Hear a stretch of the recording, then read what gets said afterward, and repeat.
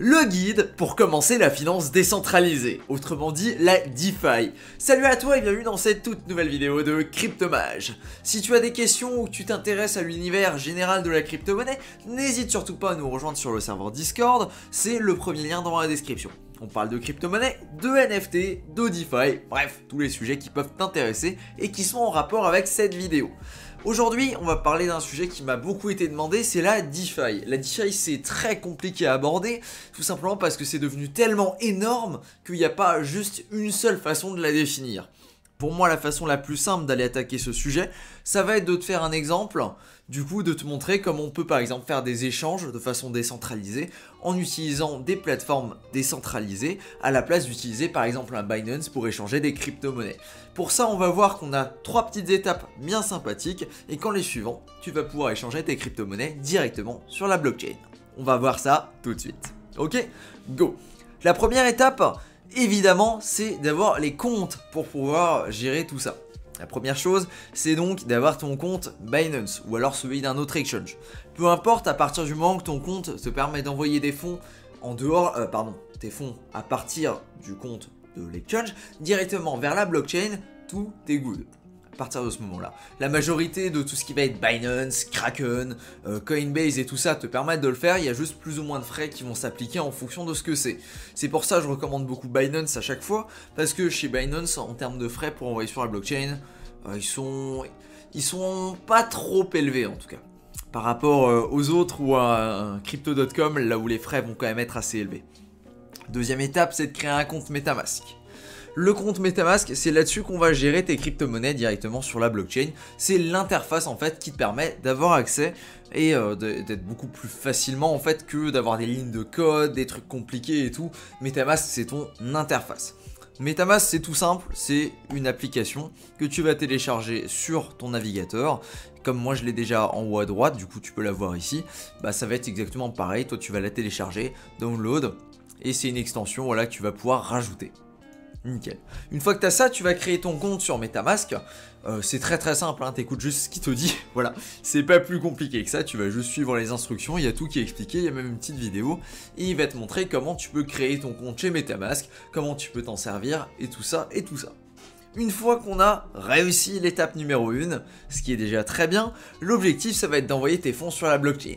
Et oui, là maintenant, tout de suite, j'admets que tu as des crypto-monnaies sur Binance et que du coup, ces crypto-monnaies-là, tu voudrais les envoyer dans la blockchain et arrêter de les gérer avec Binance.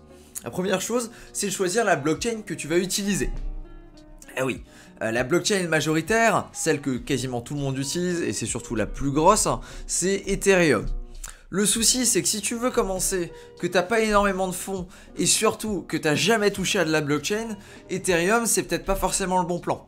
Pour une raison très simple, Ethereum, tu vas payer assez cher tes transactions.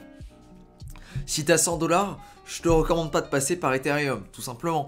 Tu vas payer 15 balles de frais de transaction, et encore ça c'est parce qu'on a des frais bas en ce moment, d'habitude c'est plutôt dans les 50 $, il va plus te rester grand chose dès le départ. C'est pour ça que tu vas plutôt te diriger vers d'autres blockchains. Je pense notamment à la Binance Smart Chain, parfaite pour commencer à faire de la DeFi, Phantom, exactement la même, ou encore Metis qui est un petit peu plus cher mais qui a un sacré potentiel derrière. Ce sont trois blockchains que je te recommande si tu veux vraiment commencer la DeFi, commencer à tester des trucs, parce que tu vas pas payer très cher tes transactions, et du coup tu vas pouvoir te planter, tu vas pouvoir apprendre, tu vas pouvoir faire absolument ce que tu as envie de faire, et tu seras pas limité toutes les 2 secondes en te posant la question de « Merde, ça va me coûter cher la transaction, j'ai pas envie de perdre ça ». Voilà. Évidemment, on va toujours revenir aux fondamentaux, mais le coût des transactions, c'est quelque chose qu'il faudra absolument passer par là. Y a pas, c'est inesquivable si tu veux. À la limite, tu peux passer sur une L2 ou alors tu peux utiliser des blockchains comme ça, comme Phantom, Binance Smart Chain ou encore Metis pour réduire tes coûts. Mais a priori, au bout d'un moment, tu seras obligé de passer par Ethereum si tu as envie de faire de la DeFi sur Ethereum ou alors de collectionner des NFT, sachant que le hub pour les NFT, c'est Ethereum, c'est pas les autres blockchains. Voilà. Maintenant que tu as choisi la blockchain sur laquelle tu vas attaquer, nous on va choisir Phantom pour cette vidéo. Hein. J'aime beaucoup Phantom, du coup j'en parle assez souvent. Et surtout c'est un très bon exemple si tu veux commencer à faire de la DeFi. Parce que la DeFi sur Phantom, elle est énorme. Il y a énormément de choses à voir. Et pour rentrer dedans, tu vas pas avoir à sortir des 100 et des 1000 parce qu'on a quasiment pas de coût de transaction. Ok, Première chose à faire, c'est d'ajouter le réseau de la blockchain sur le MetaMask. On va tout simplement chercher MetaMask Phantom et Network. Setup MetaMask. Impeccable, c'est la documentation de la blockchain officielle du code Phantom. On va avoir toutes les instructions qu'on a besoin de rentrer dedans ici. On va donc aller dans notre MetaMask, on va l'ouvrir et on va aller dans les paramètres. On va donc ajouter un nouveau réseau. Le nouveau réseau du coup c'est réseau. Ajouter un réseau. Et là on va écrire en fait toutes les informations qu'on a reçues ici. Du coup le nom du réseau c'est Phantom Opera. Le nouvel URL de RPC c'est celle-ci. Alors si j'arrive à la copier-coller, oui, copier, tac, tac, tac. L'idée de la chaîne c'est 250. Le symbole c'est FTM. Et l'URL de l'explorer de blocs c'est FTM scan. Ok. Très très bien. Tu valides tout ça et on vient de rajouter une nouvelle blockchain. Elle va apparaître directement du coup, alors ça, voilà, sur les réseaux. Ici, on a un réseau de base, ça va être le réseau Ethereum. Et on a un deuxième réseau, c'est Phantom Opera, c'est celui qu'on vient de rajouter à l'instant. Voilà. Il faudra faire obligatoirement cette méthode, enfin, il faudra obligatoirement faire ça à partir du moment là où tu veux rajouter une autre blockchain.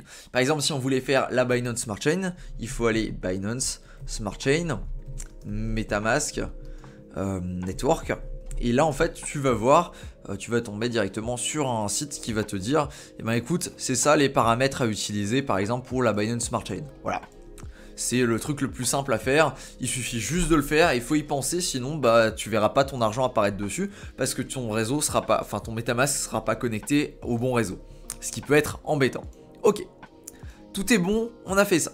Prochaine étape, c'est d'envoyer tes fonds de ton wallet Binance vers MetaMask. Pour ça, il faut simplement que tu ailles sur Binance. Je ne peux pas te faire la démo là maintenant tout de suite, mais il faut que tu ailles sur Binance et que tu demandes retirer tes fonds et retirer de la crypto-monnaie. À partir de là, tu vas pouvoir sélectionner le réseau sur lequel tu veux retirer ta crypto-monnaie et la crypto-monnaie que tu veux retirer. Évidemment, tu vas sélectionner sur le réseau Phantom Opera. Voilà, bah c'est celui qu'on va utiliser. Et pour la crypto-monnaie, tu vas retirer du FTM, du coup du Phantom. Voilà. Si tu veux retirer sur la Binance Smart Chain, tu vas retirer du BNB sur la Binance Smart Chain, etc., etc. Il faut toujours que tu retires en fait la première fois parce que les gaz, les frais de gaz, tu vas toujours les payer dans la monnaie de l'écosystème que tu utilises. Par exemple du FTM pour Phantom, du BNB pour Binance Smart Chain. Voilà. Je pense que c'est assez, ça s'explique assez facilement, je pense. Ensuite, l'autre chose, bah, c'est maintenant qu'on a fait notre transaction, tu vas regarder si effectivement tu as bien reçu tes fonds, ceux que tu devais récupérer sur Phantom. Par exemple ici, normalement si je voulais récupérer mes fonds, il y aurait ici à partir d'un moment écrit vous avez par exemple 10 FTM ou la quantité de FTM que tu t'es viré à l'aide de Binance. Nickel. On va donc pouvoir regarder la troisième étape. La troisième étape, ça va directement être de faire quelques transactions sur la blockchain pour regarder comment ça se présente et à quoi ça ressemble. Par exemple, on va aller sur SpookySwap. SpookySwap, tac. SpookySwap.finance du coup. Ici, on va pouvoir déjà mettre le thème nuit, hein, tout simplement parce que sinon je ne suis pas bien. On va donc aller dans Swap et à partir de cet endroit-là, tu vas pouvoir en fait faire un swap. La première chose à faire, ça va être de connecter ton wallet. Ça va simplement permettre au site en fait d'interagir avec ton wallet. Donc on va aller sur MetaMask. On va donc sélectionner dans la petite fenêtre qui s'ouvre, se connecter à MetaMask avec le compte qu'on vient d'ouvrir. Suivant. Et là on regarde, ça va être les permissions qui vont être données à SpookySwap. Donc consulter l'adresse, le compte, et lancer des transactions. Ok. Connecté. Très bien, on est connecté. Là maintenant, en fait, SpookySwap va réussir à lire ce qu'il y a sur mon wallet. C'est-à-dire qu'il va dire, là par exemple, tu as 0 FTM sur ton compte, c'est la valeur qui est affichée là, et il va le lire directement et ça va être utile pour faire les transactions. Par exemple, ici, si tu veux t'amuser à faire des échanges, tu pourras dire, j'ai 10 FTM dans mon wallet, je veux échanger ça pour obtenir 0,9 BOO, c'est le taux d'échange actuel. Toi, si tu reviens demain ou après-demain, il y aura peut-être un autre taux, ce ne sera pas du tout le même. Ça va dépendre de la valeur du FTM et de la valeur du BOO. Et ensuite, tu as juste à cliquer sur le swap si tu as les fonds nécessaires pour faire l'échange. Et à partir de là, dans ton wallet, tu vas avoir une nouvelle ligne qui va s'afficher et il y aura écrit que tu as obtenu 0,9 bouts. Voilà, exemple très simple, c'est comme ça que ça fonctionne. Tu vas simplement cliquer du coup sur Swap, il va y avoir un petit encart qui va te dire valider la transaction. Tu vas valider la transaction et ça fonctionnera. Je réserve les véritables applications là où je commence à m'amuser à faire des transactions pour plus tard. Parce que pour le moment, je pense que c'est déjà bonne idée de comprendre comment tout ça fonctionne. Et à terme, il y aura des vidéos dédiées, notamment par exemple, il y a la vidéo sur PancakeSwap qui permet de regarder comment ça fonctionne directement avec les transactions parce qu'il y a la véritable démonstration sur la blockchain. Là, pour le moment, c'est plutôt dans l'idée de te montrer à peu près à quoi ça ressemble et de te laisser faire toi tes petites expériences pour regarder ce que tu arrives à faire. Voilà. Autre chose, tu peux également prêter de la liquidité. Ça, on verra plus en détail dans une vidéo dans laquelle on verra ce que c'est prêter de la liquidité et comment ça va fonctionner les exchanges décentralisés. Parce que, évidemment, ça fonctionne pas comme par magie, il y a quelque chose derrière. Il y a des gens qui prêtent de la liquidité, ce qui te permet en fait à toi de faire des échanges. Ça, c'est hors contexte pour cette vidéo-là, on le verra pas. Et encore, un autre truc que tu peux voir, c'est différentes fonctionnalités. Je t'invite vraiment à t'amuser, à regarder un petit peu sur SpookySwap, qu'est-ce que tu peux faire, comment tu peux stacker tes jetons et à quoi ça peut servir. Voilà. Autre chose plus ou moins intéressante, on peut regarder sur un autre site web, par exemple PaintSwap. PaintSwap qui fonctionne également avec la blockchain Phantom, on va donc aller dessus. PaintSwap, nickel. Donc c'est une marketplace un petit peu comme OpenSea, là où tu vas pouvoir acheter et vendre des NFT. Ici, tu peux donc voir la liste des NFT sur la blockchain Phantom. Et on peut également les filtrer par collection.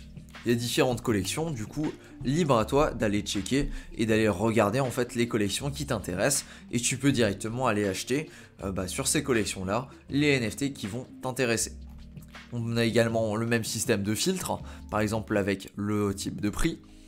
Et on peut donc voir directement, là par exemple, donc ça c'est les bid only. Nous on veut uniquement avoir ceux qui sont en buy now, du coup on va les filtrer comme ça. Et là tu peux voir que le floor par exemple est à 500 FTM pour ce NFT là.